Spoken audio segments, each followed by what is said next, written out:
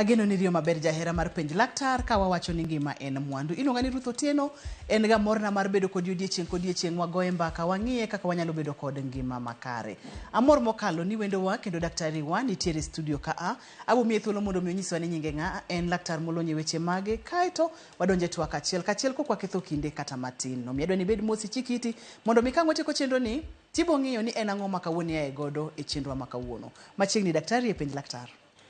Erokamano Ruth, amor kendo mar chopo ka kawuono mondo mi walalre e penj mar program mar penj laktar. Nyinga Ken Otieno, Ken Otieno ja Homa Bay, sani to antie Nairobi. An laktar ma waluongo ni physiotherapist. Koro physiotherapist kaka wang'e en jalony kuom thieth kata kuom tuoche motudore kod fuonde, leche, rem kod hinyruok mopogore opogore motudore kod obuongo kod choke. Yes. Ma physiotherapist ok en jarwecho, en thieth matut mokalo. Physiotherapy en thieth ma ok en arwecho kaka iwache no, to en thieth ma wanyalo wacho ni lach, en thieth ma iye lach, nikech gigo mwatimo opogore gi rwecho ma yawa nyalo temo paro ni physiotherapy en rwecho. Rwecho en achiel kuom gino manyalo bedo e iye kanyo, lakini ok en physiotherapy. Nitie pogruok kind rwecho kod physiotherapy. Physiotherapy ok en rwecho, to rwecho ok en physiotherapist. Koro miyo nyaka wang'e kare ni to physiotherapist en ang'o. Koro physiotherapy ni ka wache ma yo machiek, watiyo kod yawetewa mopogore opogore. Watiyo machiegni kod neurological doctors, tiende ni jok man gi speciality e thiedho tuoche mag obuongo. Watiyo kod orthopedic specialist, jogo man gi lony kuom thiedho tuoche motudore kod choke, fuond, ler. Ibo yudowa e sports, in hospital setup, ibro yudowa e department mopogore opogore, ibro yudowa accidents and emergency. Watimo splinting and fracture management mago wantie. Tok ng'ato bedo gi hinyruok kata ni accident, ibiro ka ntiere gino mwatimo. Hinyruok mag sports, ICU, cardiac wards, ni ka ng'ato nigi tuoche motudore kod adundo, ntiere gino mwatimo. Chest, koponi ng'ato nigi thung' mar kor, nitiere physiotherapist mar mano. Burns unit, ibro yudo. Omiyo en kama lach. En gik mwatimo opogore. Omiyo kiwacho ni en rwecho to ilal. Emo mi wantiere kod penj laktar mondo mi oganda wa oyud gima en. Maka wacho ni wantiere kod Dr. Ken Otieno ma en physiotherapist. Ngeni ma en laktar madhi konyi ka. Daktari dwani wang'e ne stroke management. Tuo mar stroke en tuo mwasegoye mbake chenro mar penj laktar ka a. Waseneno chandruoge monyalo kelo kod kaka onyalo donjo, moro onyalo loko ngima ng'ato, moro inyalo thiedhe ma ng'ato doge ngimane mapile, moro ok onyal dok kaka ne entiere kwanda tamalo 100 kata 100%. Stroke management, wachak ni stroke en ang'o? Stroke en atam malero hinyruok mabedo e obuongo. Chutho ka wacho yono machiek, del dhano bedo control koa e obuongo. Lwedo, tielo, wuoyo, tich moro amora mwatimo, coordinations magi te nitiere obuongo. Koro stroke, kanyalo wache yono mawinjore mapiyo piyo, en hinyruok mayudore obuongo ma ikelo kopo ni remo kata nutrients ma obuongo dwaro ok odhiye e yono makare. To obuongo nigi gino mwaluongo ni neurons, mago cells ma process weche kod gimoro amora matimore e del. Koro seche ma cells gi ok ni kare, to affect gigo matimore e dendwa. Koro stroke en tuo en ranyisi mar tuo mabiro kopo ni obwongo bedo gi ng'ikruok mar yudo remo kata remo ok chopo obwongo e yo makare. Ilere maber mokalo kendo donjo gi twak wa odiechieng' ma kawuono kachiel kod lony ni kaka Dr. Ken ni del duto te bedo controlled gi e obwongo kaka tiende ni sudo, kaka iwuoyo weche mag speech, kaka lwete ni tiyo, kaka indiko, tiende ni magi duto te bedo controlled gi obwongo. Iwacho no kacha ni seche ma stroke poko go ng'ato thoro ga bedo ranyisi ni nyaka bede ni stroke biro. Ranyisi thoro ga bedo mage Dr. Ken? Ranyisi maduong' manyalo bedo tiende ni kino manyalo mi ni bed gi sign ni nyalo bedo gi stroke. Achiel kuom gi en wich bar. Wich bar manyalo biro sa ka sa. Obiro to dhi. Koro ng'e ni alam to komi but ntiere predisposing factor manyalo miyo ibed kod stroke. Koro warning to konyal mi makmani koponi bedo gi gima chalo kaka mokwongo wach kata ni ichako winjo ka dendi tho kalandidhi, maybe winjo ka bathi konchiel chal ka gima nigi yom moro wi be bari ma obari to kodhi. Mago gik manyalo mi bed gi ranyisi, nyalo paro machalo bedo maka gima lal. Iyudo ka koro seche moko inyalo tiyo gi facial expression, wache kaka koro ng'ato buonjo nyalo bedo ne matek. Kata kopo ni ng'ato ni e yono makare tineno ka buonjo bedo matek, facial muscles bedo gi ok inyal ng'eyo ni ng'ato buonjo, things like that. Kopogore gi mano, wuotho inyalo yudo ka wuotho bedo ni matek. Koro mago nyalo bedo ranyisi ni idwa bedo gi stroke. Though ni signal ni idwa bedo kode ok bi. But kopo ni in ng'at mametho ahinya, in gi diabetes, in kod blood pressure, moro i smoke, imadho ndawa mang'eny. Mago to koro chances ni nyalo bedo, kineno signs ainago, to bedo machiegni ni nyalo bedo gi stroke ni malo. To moko be timore ma ok wanyalo bedo gi control kata ranyisi. Machiel kuom gi en kaka accident. Accident be nyalo kelo stroke. Nikech accident ni kopo ni ibedo gi accident to igo wi piny kasto remo dhi ochwero obwongo, neurons ka obedo affected, to immediately inyalo develop stroke. Kata kopo ni nitiere remo dhi opoto e obwongo, inyalo bedo gi stroke. Seche ma in gi heart problem, remo madhi e wiyi seche moko ok ochopo e yo makare, kata idhi bedo gi rupture mar artery e wich, inyalo bedo gi stroke. Koro gik manyalo kele ng'eny, to seche moko ranyisi nyalo bedo ka nitiere underlying problem motudore kod circulation. Yes. Neurons mag obwonge ma control gimoro amora matimore e del. Ok adhi donje mamoko kaka samoro facial expressions Dr. Ken, akachiel kod peke wuoyo, peke wuoth kod weche makamano. Mulna mana kar wich bar ka matin nono. Ponono ni wich bar thoro bedo mang'eny toko lal. Debede ni ang'o matimore e obwongo momiyo wich bar ne nitiere, nikech chandruok nitiere e obwongo emomiyo samoro wich bar ne nitiere kaka nitiere.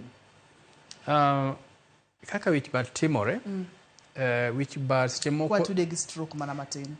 Wich bar ka watude gi stroke to ing'eyo ni wich bar nigi tudruok kod blood pressure. Samoro amora ma ng'ato nigi blood pressure, achiel kuom symptoms mobro bedo godo en wich bar. To koro ka en wich bar ma is constant, daktari kidhi nene to ng'isi ni wiyi bari pile ka pile, in one way or the another, ubro tim ni vital signs, gibro kawo vital signs. Koro e vital signs gi, achiel kuom gino ming'i ahinya en history mar high blood pressure. Bosebedo ka en malo, osebedo ka en piny, kakodhi. Poro ei wich bar ni, bro ng'iso ni nitiere kaka remo ok donje e wiyi e yono maber. Kaka nawacho ni rem mar remo chopo e obwongo miyo ibedo kod wich bar. Koro kata kopono nyalo bedo no dhi e yono mang'eny to dhi kelo ni gino maluongo ni nitiere intracranial pressure. Idhi bedo gi intracranial pressure. Koro intracranial koro pressure mar bongo mar remo kosebedo mang'eny to dhi affect the neurons. Koro neurons gi seche moko gibedo affected to interfere with the processing of information. Kaso mano dhi kelo ni those bongo ginene which bar ma constant. Koro mana achiel kuom gino manyalo ng'isi ni there is a sign ma idwa bedo gi problem. Ma be ng'ato nyalo ng'isi ni kane pok obedo gi stroke during that period of time nen gi wich bar ma biro saka sa. Kamano. Thothne jomage ma thoro bedo kod stroke isipimono kata ni jogo mantiere kod tuo mar pressure, jogo ma madho kong'o kata jogo ma fuoto ndawa, ipimono kata ni jogo ma ok exercise, physical activity. Ma agi obwongo daktari mulna kanyo mana matin kar exercise. Yes. Exercise pile ka kwatim exercise tingeni dendwa bedo e yono ma remo kring maber. To exercise konyo kata duoko gik machalo kaka modhi mang'eny e del, cholesterol. Seche ma okitim exercise to accumulation mar cholesterol bedo malo. To koro ka cholesterol ni osebedo malo to seche moko dhi dino kaka remo ringo, mano nyalo kelo tabu e obwongo. Kopogore gi mano, seche ma okitim exercise iyudo ka ng'ato seche moko obedo kod ratil mar del mang'eny. To ratil mar del kosebedo mang'eny to dhi kelo gik machalo kaka diabetes. Diabetes ni be niga gi tudruok kod hypertension kod stroke. Koro exercise konyo e yore mang'eny. To ka okitim gimoro amora to dendi bedo gi yom.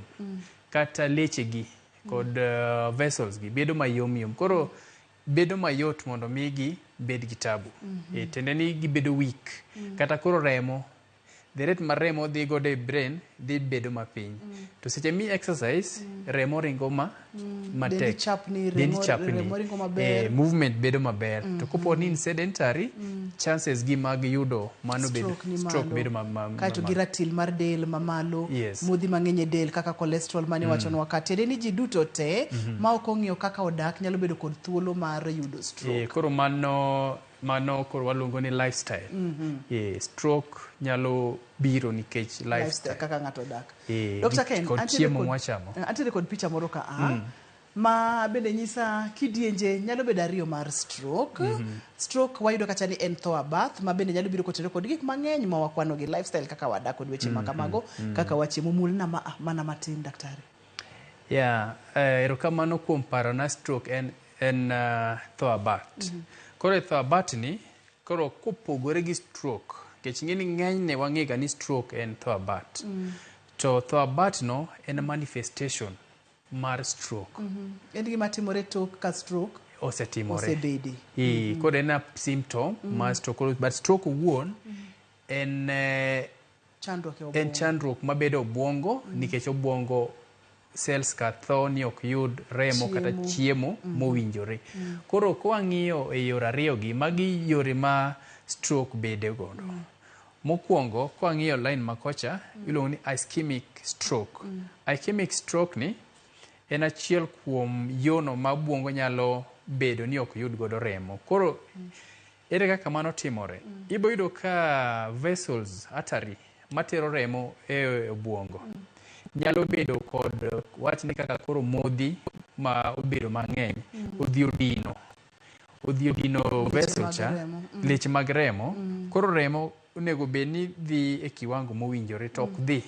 Odhi ogeng'o yore modhi godo kacha dhi bedo madiny. To kosedhi obedo madiny to geng'o remo chopo kuma onego bedi on time. Onyalo dhi to dhi matin. Koro mano mwaluongo ni ischemic. Nikech ng'eni kama onego bed ni ochope cha ok ochopo on time. Koro mano kotimore to mano nyalo bedo ka nitiere clot ei gine wuon, ei ler mar remo wuon, kata kopo ni nitiere modhi mwatemo wacho ka be kodhi odino leche kuon ma remo ringeno mano nyalo kelo problem. Mano waluongo ni ischemic attack nikech all in all ves gine neurons dhi bedo ni ok yud chiemo kata remo kaka dwarore kod muya san maber. Koro mar ariyo timore koponi lech odhi omuoch. Ler nyalo muoch ma timore kaponi wach nitiere accident. Idhi go wi piny. Omiyo seche moko koponi iwinjo kaka jo traffic wacho ne jowa wacho ga ni at least mondo mi iting'o itigi helmet. Koro tiyo gi helmet no konyo gik machalo kaka ma. Koponi idhi go wi piny to wi odhi obarore, the skull odhi obarore. Koro kodhi obarore kata seche moko ok obarore, tuomruok madhi bede kind brain cells go dhi nyalo cause remo chwer e obwongo. Nyalo cause remo chwer e obwongo. Koro koponi remo dhi ochwer e obwongo to nogono ma remo dhi ochwer no onyalo dhi bedo kod poto mar remo. Remo kodhi opoto e wi sel ni to dhi mone yudo proper oxygen and mano kendo nyalo kelo stroke. Koro e yo mar ariyo kod yo mar ariyo gi mokwongo kod yo mar ariyo ni magi te nyalo miyo ng'ato bed kod stroke. Either rupture mar vessel kata dinruok mar vessels. Koro magi e yore ariyo ma wanyalo wacho ni kel, but nitiere achiel kendo miluongo ni aneurysm. Nitiere word mano gibina tiyo godo. Nitiere another part ma atherosclerosis. Atherosclerosis ni obodo chalo gi ischemic. Koro gidwa chal but macha koro mar modhi kopdhi opoto to yudo ka remo bedo matin. Koro all in all iyudo ka remo ok chope e obwongo e yor makare. Magi nyalo bedo kidienje adek. Seche mag remo odhi obedo matin nikech modhi mang'eny nitiere del. Mano kidieny namba 1. Kidieny mar ariyo en ni remo odhi ochwer e obwongo akotere kod masirni mag apaya kod weche makamago kata tuo mowich matek. Kaeto machielo en seche ma remo nyalo poto e leche.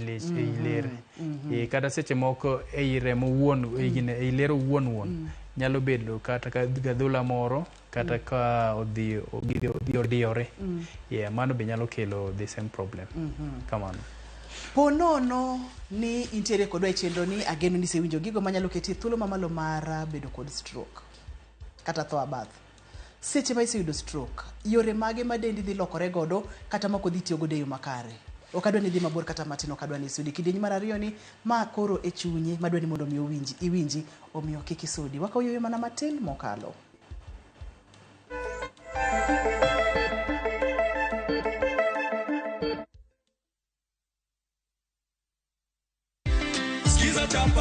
Skiza chapa ushinde. Ndugu yetu anapata shilingi zake 50,000. Musa Jakadala tukimpa tu. Si unaona? Hizi zote ni zako. Unasikiaje? Furaha mingi sana. Si ndio? Hebu wajuze kwa kamera tu ile pale. Ulifanyaje kupata 50,000 leo hii? Nilifanya ku dial *87*3#. Ukachagua. Nikachagua nikashinda. Ukachagua Skiza Tune moja na ukashinda. Nikashinda. Imekupa 50,000. 50,000. Asante sana. Ongezea mama stock sasa. Si ndio? Lazima. Hivi enda na cheki yako, hatusalii nayo. Skiza chapa ushinde.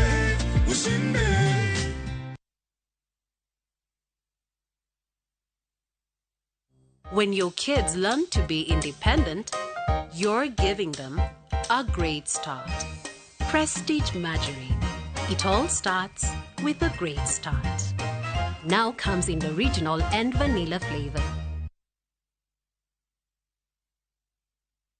Nyakwa Ramogi ne gin ji mahumbgi ne lach kane giloso oganda ne chiko itgi bende kama ne gikalie weche ne dong' matho. Luna nigo kot kamoro kachacha nogoyo. Asa madwa wache to go kot to jibiro te. Noero sort out dispute. Kata kamano, oganda osepenjo ni gin kanye. To gitimo ang'o? To mosenindo, anyuola gi paro gi nade?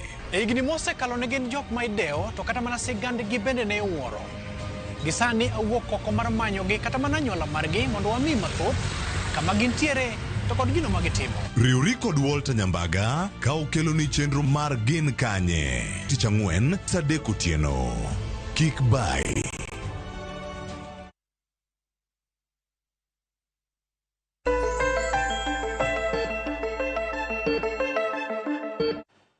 machiegni kendo penj laktar kokalo Ramogi TV ngima en mwandu. Gik mang'eny nyalo miyo ng'ato bedo kod stroke kata tho abathe.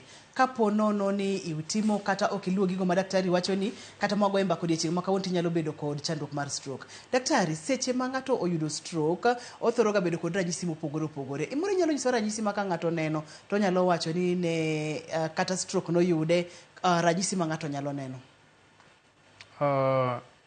Ranyisi biro mokwongo seche ma ng'ato nigi stroke. Ko ang'iyo gi ibiro yudo nikech stroke kotimore en tho abat. Ibiro yudo ka ang'iyo kako obwongo operate, yudo ka neurons kata nerves mag left side mar obwongo gi control the right side and then mar del, and then the right side control the left side. Koro gin gi criss-cross. So nikech affect the motor system and also sensory system. But sana ma nenre ahinya en motor system. Koro kiwacho ni motor, daktari dawa moro ntiere dala odwa ni mondo mi ong'e ni motor system en ang'o. Ema bire. Yeah. Koro the motor system en koro kaka wuotho. Kata tiyo gi lwedo, kata mutni, kata chapni, kata buonjo. Nikech gimoro amora ma miyo ler tiyo otudore kod obwongo, to mano ema waluongo ni motor. To obwongo wuon be nitiere gino ma waluongo ni sensory. Mondo mi wuo, wach mi process, mondo mi winj gima ng'ato wacho, mano sensory aspect of the brain. Ema timo mano. Koro e motor system kae, seche ma ng'ato nigi stroke mokwongo, buonjo, ibiro ka ng'ato the face is lenda wang'e. Seche moko ok onyal bedo no buonjo maber. Kopo ni affect the facial nerve, ibiro yudo ka ochalo ka gima wang'e obam konchiel. Mar ariyo, seche moko neno nyalo bedo jakono neno mamiri. Seche moko kopo ni chiemo, in the process magino timore, njako chiemo nyalo bedo ma ok yot. Wuoyo ne chako bedo koro mayuare, ok wuoyo no makare. Mar ariyo yudo ka wach lalne, gimodwa ng'isi oparo mondo mi ong'isi. Mar adek, kani ing'ise ni oting' lwete malo, ibiro yudo ko oting'o konchiel to komachielo dong' piny. Tamore. Koro wuoth dhi bedo mopogore. Kopo ni ogoyi maber tinyalo wuotho to kinyal wuotho e yono makare. To mar ariyo, kopogore gi mano, to inyalo yudo ka koro lwetino gi tiendi konchiel otho. Koro magi yono ma nyalo wacho ni magi symptoms ma nyiso ni ng'ani chal ni en gi stroke. To manifestation ni mare ahinya obedo konchiel. Yudo ka nitiere wuoyo tami, tiyo gi leche gi fuonde gi tami, tiendi gi lweti bedo matek tiyo godo. Mar ariyo, seche moko inyalo winjo ka dendi bedo gi kalandhidhi, chalo gima gik moko ringo kono mothono. Kaso kopogore gi mano, processing mar wach be bedo matek. Kamano. Ma kaka nipimonwa ni thothne obwongo kacham control del kachich. Obwongo kachich control del kacham. Ma kapono en kachich ema ntiere kod chandruok manyiso ni obwongo kacham ema biro bedo affected. Ema bedo affected. Kamano. Daktari, thothne ng'ato nyalo neno ranyisi ka ochichni moro, stroke nyalo bedo machiegni, kaka weche mag wich bar mani wacho ni ng'eny ka ng'ato ntiere kod tuo mar pressure kod weche ma kamago, obiro iri kata Dr. Ken kata odhi ir laktar moro amora. Thothne diagnosis itimo nang'o, nikech adwa ni wawinja ni diagnosis kae to thieth kata kaka ng'ato nyalo yudo konyruok bang' stroke kitiyo kod physiotherapy. Mokwongo mondo mi ng'ato keli rie osiptal, onyalo biro ir waya physiotherapist e yore ariyo. Mokwongo, onyalo biro through the hospital. Mang'enyne wayudogi through the hospital. Koro ok wachak timo negi diagnosis. Diagnosis ibiro tim in the hospital. Nikech ibiro yudo ka ng'ato stroke ogoyo, nikech en gima obiro apoya. in e office seche moko jok mwayudo iyudo ni nogoye ka en e office obeda kama kata ka en e puodho to owinjo maka obedo gi wang'e olil dichiel ni to koduogo kotemo noting' lwete kata ne ondiko to neno ka ndiko tame. Koro in this scenario kotimore, the best thing en ni idhi osiptal. Koro kidhi osiptal, gima daktari timo mokwongo en ng'iyo the process, the history, kaka nochakore, kaka osebedo. Kaso bang'e no ibro timni test mokwongo, ibro timni physical examination. Tiende ni iyudo ka ok inyal ting'o lweti, ok inyal ting'o tiendi, seche moko in confused, seche moko wuoyo botami, iyudo ka maybe dhogi odhi konchiel. Koro mano miyo daktari ng'iyo ni to ka ng'iye ta timone gimilongo ni differential diagnosis. Tiende ni aketo kaka jatuoni chalo kod tuoche mamoko ma nyalo bedo stroke. Ok ibed gi final conclusion kapok itimo tests. Koro ikawi tiketi itimoni MRI. To be luwore ni to seche midhi daktari ni bi yweyo maber nikech seche moko biro e yo ma kata yweyo bedo matek. Koro kopo ni yweyo bedo ni matek, tinyalo bedo admitted ICU. Ta kopo ni nobiro nikech because of the heart, nikech heart problem en awacho ni en achiel kuom gigo manyalo kelo stroke. Kopo ni en heart issue ma bine bedo matek, maybe lung problem, koro ibro keti ICU kachacha in the first stages kibedo stabilized, and then ibro timni MRI, CT scan to confirm ni to en ang'o. Kopo ni en hemorrhagic cause emokelo mano, to e yono mar ler barruok no. Yo mokwongo gibro ng'iyo yo ma ginyalo geng'o go machacha. Ibro mi yedhe mamiyo remo kik poti. To kopime yono machiegni, tibro yudo ka recovery mari bedo mayot. Tiende ni area madhi bedo affected dhi bedo matin. To kiweya magini koro obedo mandalo mang'eny, to poto chana dhi bedo mang'eny. Kasto udhi affecti more severely e yono maduong'. Koro inyalo tim MRI, kosetim MRI to koro iduogi keti yath. Koseduogo keti yath, ise stabilize, inyalo yweyo, inyalo neno gik matimore around, to koro inyalo bedo discharged on medication and then on physiotherapy. So gin yore ariyo mag thiedho stroke. Mokwongo itbo timni medical aspect of management, thieth mar yath.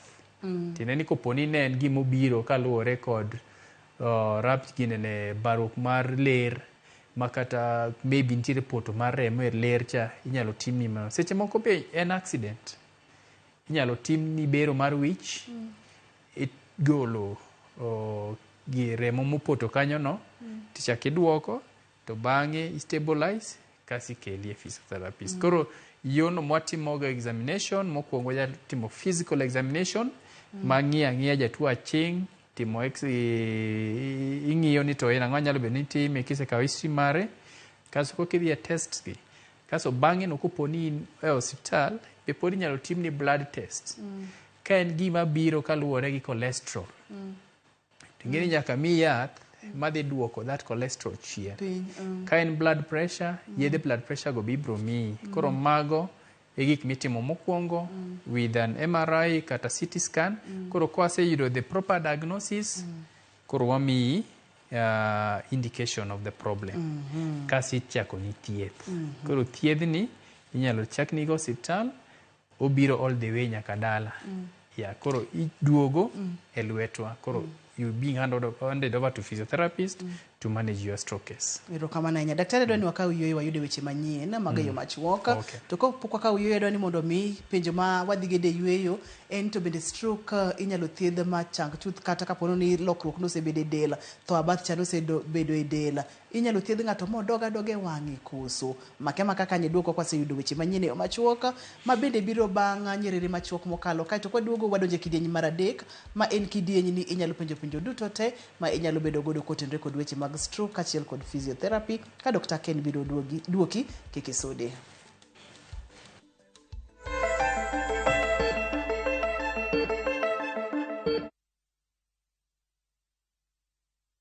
May you be blessed in your coming in and your going out. May your name be mentioned in a room filled with opportunities. May you have a Midas touch, and everything you touch, may it turn into gold. Blessings. Dial *811 402 # to get blessed. Bende isebedo gi siso mar ng'eyo gigo matimore e alworani. Sama gari ofundo ji mang'eny koyudo hinyruok to kata insurance temo hepo. Obed chenro mag sirkal, obed masira mayudo ji kar tich. In safety mari, ni kanyo. Nonro mamulo ratichi. Somo kende oken kamoro mibro wach ni ng'at mosomo ni dongere wacho ni ng'ani dhi succeed in life. Wuok tich ka wuok tich. Iro curriculum design change. E chenro mar rameny piny, sa achiel gi nus otieno. Wan oganda luo nyaka wakoro waneni to be wanyalo bedo gi kembni. Nyise oganda jo Kenya gimonjo be ni giwinjo kuomi. Ka ikelo nigi Lydia Okeyo. Nyakoro mbajo ng'ono twak mar rameny piny. Kik bai.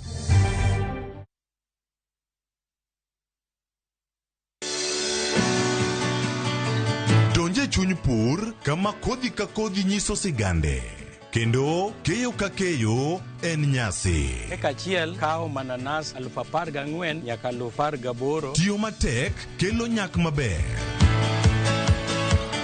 Winj sigand jopur mokadho e yamo kod apaka maduong'. To girwako lokruok manyien kod nyago ngima maber ne jopur. Farmyard manyiwa gi compost is the best. Ich berne nango oduoko lo kaka lo ne chalo chon. Bi kodwa sama wakedo gi pek ma waromo godo kendo yudo gweth makit ngima maber. Sama wachako tich mar lowo nyaka bed gi kwer.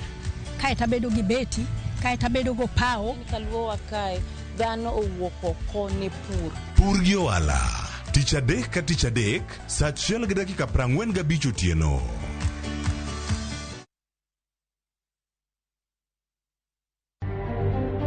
Oula medo kelo midhiero e pacho kaka e thuolo mar seche 24 mokalo ji 6 owito ngimagi e gwenge mopogore opogore. Upepo jana ilikuwa kali sana. Kali. Sasa mpaka nguvu nashinda meli. Msichana mwenye ameaga dunia ako form 1. Menyo dhi nyime ne ringre ji 6 bang' masira mar yie manyoya moloko e nam ma Baringo.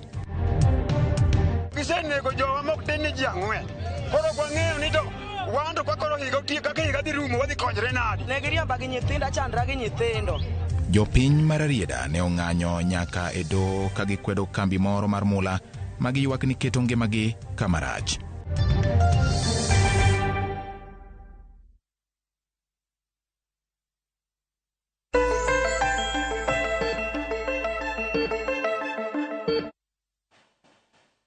Machiegni kendo penj laktar kokalo Ramogi TV ngima en mwandu ma en kidieny ni inyalo penjo daktari penjo duto te ma inyalo bedo godo.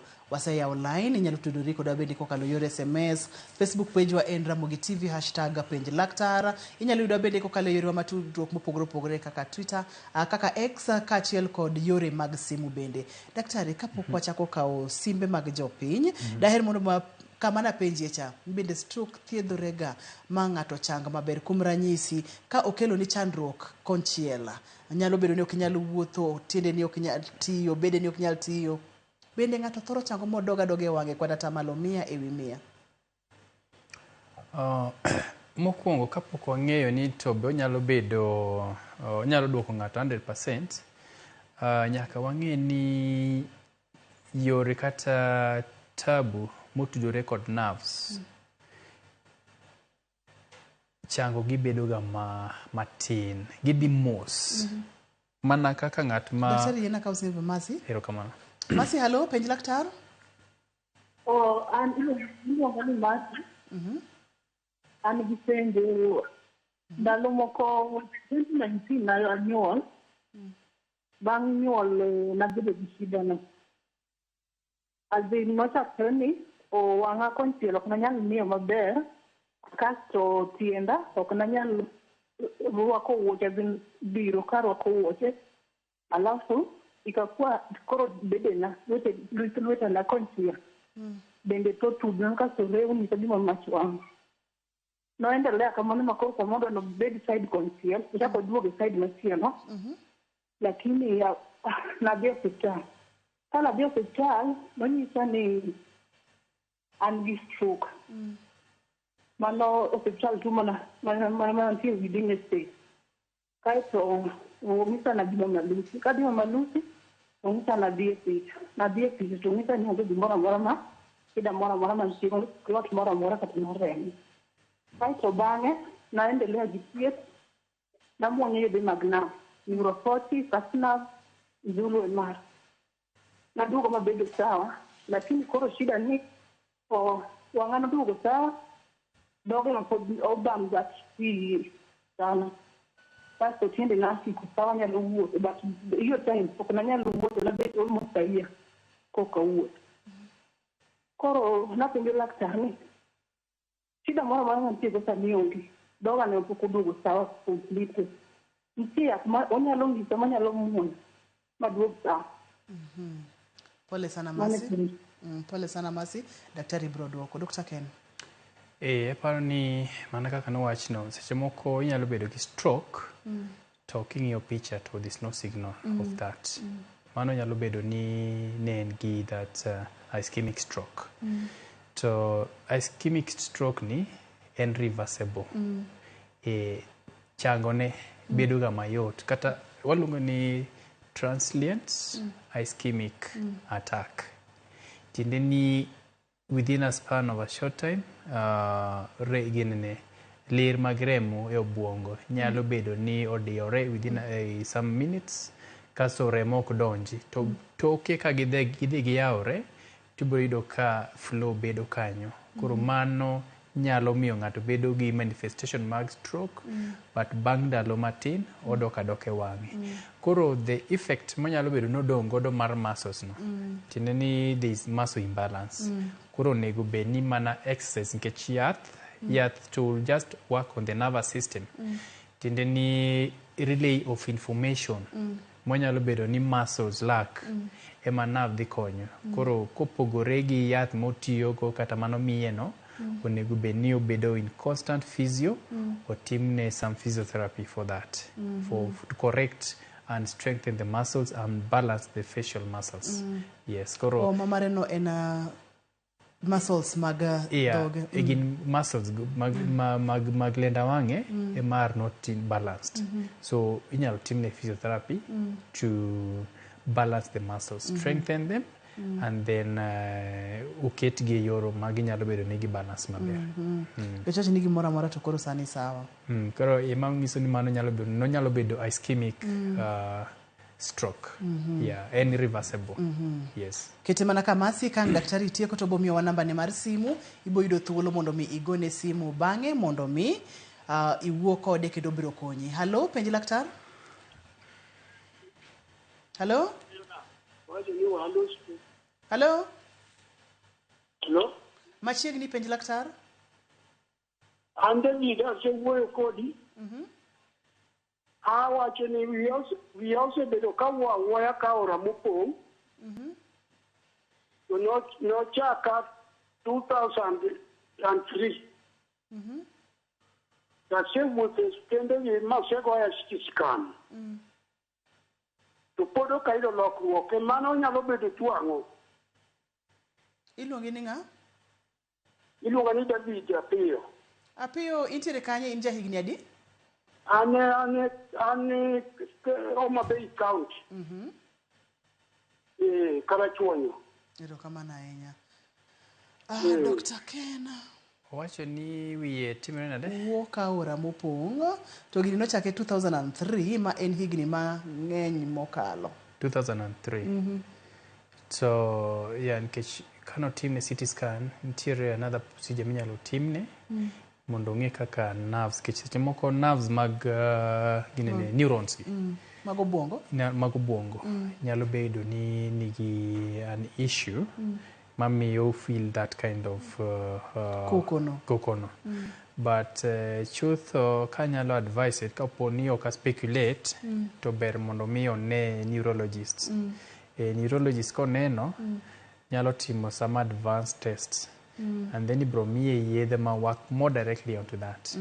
Nikech ka ok oneno specialist seche moko inyalo miye yedhe magayo to ma miye proper treatment kata solution nyalo bedo ni tin. Koro nyalo advise kopo ni nyalo neno neurologist nikech mano koro jalony mag tuoche kata gigo matimore obwongo nyalo miye direction makare. Koro plan on a neurologist and then that problem will be given attention. Mondo koro chomruok gi chandruok ni tir ni chandruok nyalo bedo ang'o. Antiere kod simu machielo yena mondo mi akaw. Hello, penj laktar? Penj laktar mar Jwang. Machiegni. From Karungu, sorry. Machiegni. Wawinjo penj laktar ka wan gi jakombe okato no wapenjo ni ya. Ne tie jatuo manyocha Nyasaye omo karwa ka. Pole. Kane kude manochuoye. Koro toki ai puodho ka kudo chuoye. To biro ng'ama koro kuwo. Koro dang' ne wuotho meliare to kuwo. Koro tuo ni otamwa ng'eyo. Koro daka mogik. Koro pachwa oparo ne samoro gino ringo dhi brain. Koro kaluwore kaka daktari ne wuoyo. Ok wang'eyo ni gini nyalo kelo sida moro. Kudo ni nyalo bedo tuo bilano nikech kaka watero hospital odhi motho. Pole. Koro ne ok wuo. Koro bedo ne ok wuo ni koro kwakia ni giga noringo modonje e wiye.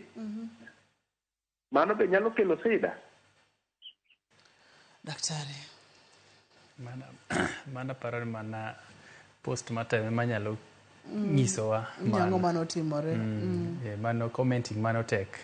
Yeah, not unless ni further informations ayudo relating to that.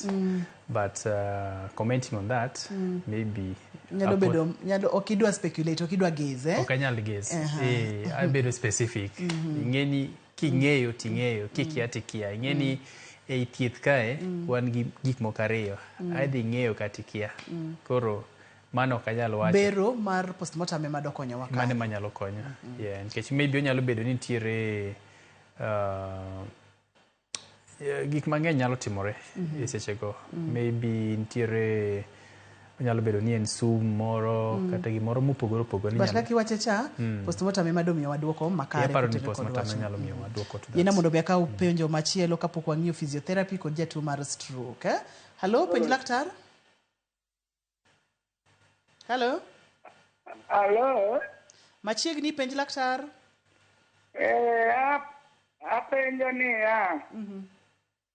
Ka in gi kawira bati nyako chal bende kini nyako chal kuot kaka mara timore ni. Mano nyalo bedo ni en tuo nochakore. Ijahigni adi? Intiere kon mane? Oselal na daktari. Yeah, ka en gi tuo mar kawirawira to onego wang'e ni to blood pressure ne chal nade.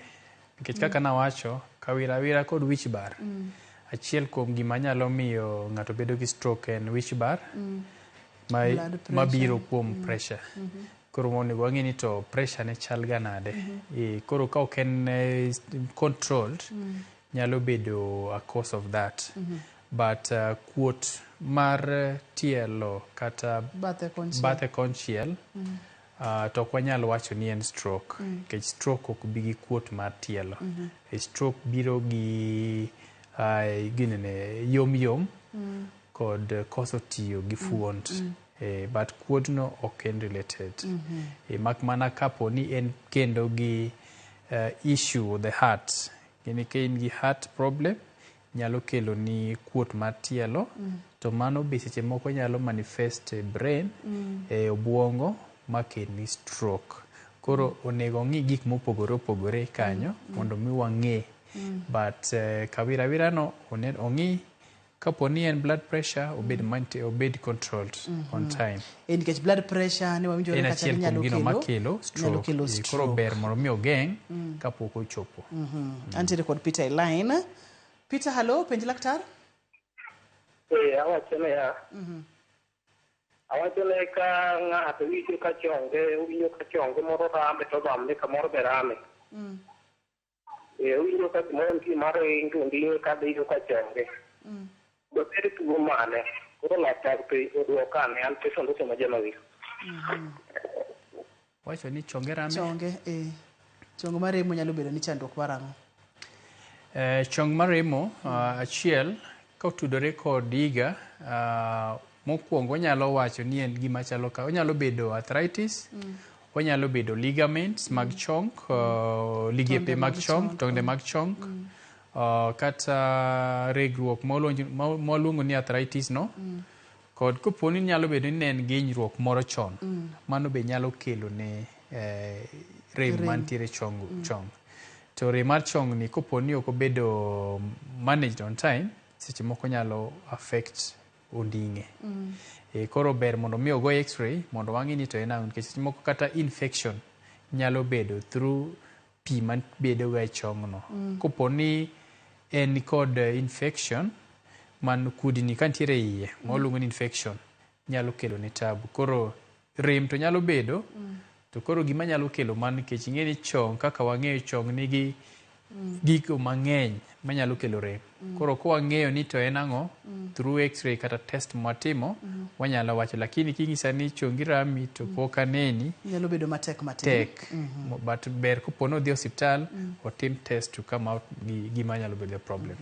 Ina mondo bi akaw simu machielo daktari, mana kiyiena. Erokamano. Antiere kod Evelyn. Evelyn, hello, penj laktar? Hello, penj laktar. Machiegni, penj laktar Evelyn. Iwuok gi Valley Badoyo. An gi nyathi moro ka jahiga 5.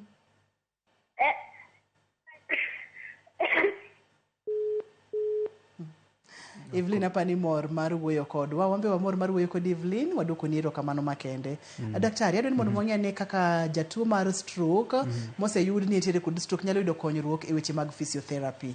Nikech kaponono ni weche mag mobility kaka ni wacho nwacha obedo affected, onyalo bedo konchiel, achich kata cham, luwore gi kon mane mar obwongo mantiere kod chandruok. Physiotherapy donjo kanye, to ere kaka thothne utime? Physiotherapy en achiel kuom jogo ma manage stroke kata hemiplegia. Koro stroke ni bedo managed kod multidisciplinary group. Obedo managed gi doctors, social worker nyalo bedo involved ka, kod rehabilitation team. Koro a rehabilitation team kae, kanye kama koro physiotherapist nitie. Rehabilitation team wan kod speech therapist, one called occupational therapist, one called orthopedic technologist, called occupational therapist. Mondo mi wagol jatuo ni from level ma entiere modok kaka nche entiere, rehabilitation dwarore. But koponi pok wachako timo rehabilitation, seche moko wayudo jatuo ni koponi kapod en e kitanda.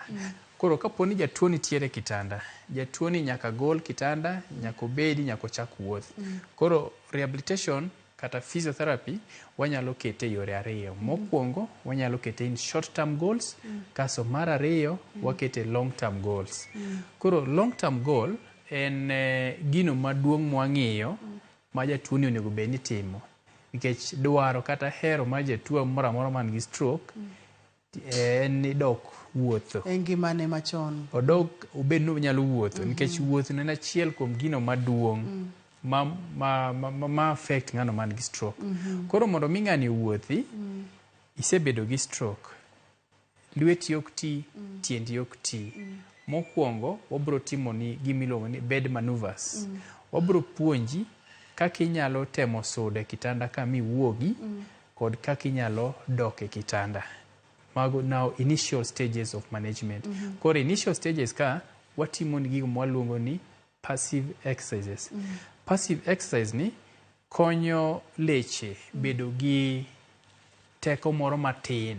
Nikech iyudo ka seche moko ma ng'ato osebedo gi stroke, power ne ki assess en 0. Ng'ano mawuotho matiyo tijege, normal muscle power en 5. To koro ibro yudo ka ja stroke ni bathe mo othoni en at power 0. Koro at power 0 ok inyal nyiso ja stroke ni ting' tiendi malo kata tim kama kama.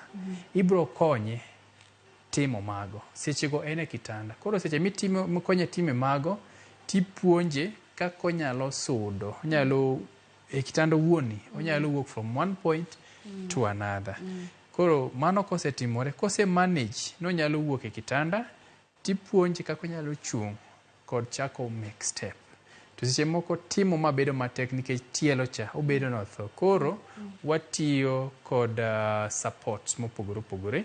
Mokwongo in the initial stages ka ng'ato nigi stroke, bade kata ginene goke bedo ga gi yomyom, lechego bedo gi yomyom. Koro ibro yudo ka ng'ato nigi stroke, to either lwete ni bro bedo no oyware piny, kata lwete ni bro kete yono ma ginene oridore kata okete nyambathe ka. Koro watemo ga advice ni mokwongo make sure ni wa stabilize joint ni. Nikech ng'enyne iyudo ka ja stroke oweya wuotho gi lwete kamano, baadaye obedo gi subluxation mar shoulder. Koro wanyalo miye shoulder support ma hold joint neni. Kaso bang'e no wamiye tripod stand. Wapuonje godo making a step or two. Step mokwongo. Koro bang'e no watimo ne active assisted exercises. Mana ka koro grade mar lechege osewuok e 0 mochope 1 kata mochope 1 mochopo 2. Ka grade mar muscle ochopo 2, koro otemo timo tikonye, otemo timo tikonye. Koro exercise mwatimo gi gikonyo muscles bedo kod bit of strength. Then after that, koro advance to another level, resistant exercises. Kaso wadhi strengthening exercises. Koro en exercise mwatimone, but stage ka stage nitiere gigo mwatimo. And then we modify the environment mar jatuoni kod kako nyalo timo gige kien. Kamano. Daktari, thuolo mor maya wanga. Kata thuolo maya wanga kamano akwayo gi muolo mathoth ni mondo mwagol twagni e studio ka wanyalo tere oko kocha. Ere kaka wanyalo timo makiyie mondo mimiwa namba ni mondo mi imed konyo gandawa kata kama inyalo yudie.